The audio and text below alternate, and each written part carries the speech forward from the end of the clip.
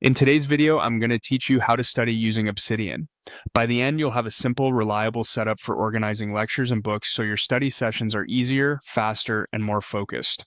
To start, open Obsidian. If you're new to it, think of Obsidian as a flexible notebook that lives on your computer.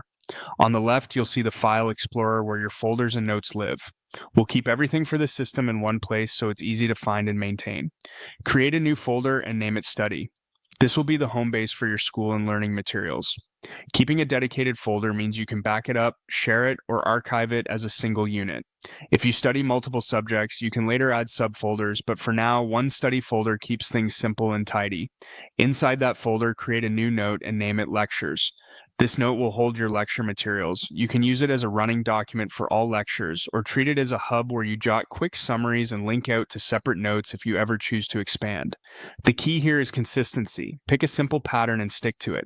Add your data to the lectures note. Include the course name and date at the top so you can scan quickly later.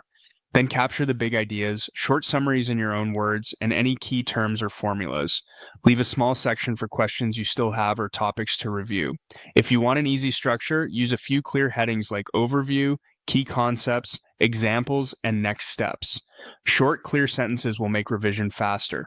Now create another new note and name it Books. This will become your reference space for textbooks and readings. Keeping books separate from lectures helps you see what comes from the instructor versus what comes from your reading. Add your data to the books note.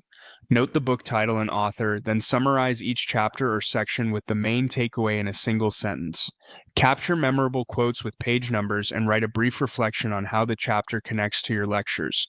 If a concept appears in both books and lectures, you can mention that connection so it's easy to revisit later. Tags or clear headings can help you filter and skim without overcomplicating your workflow.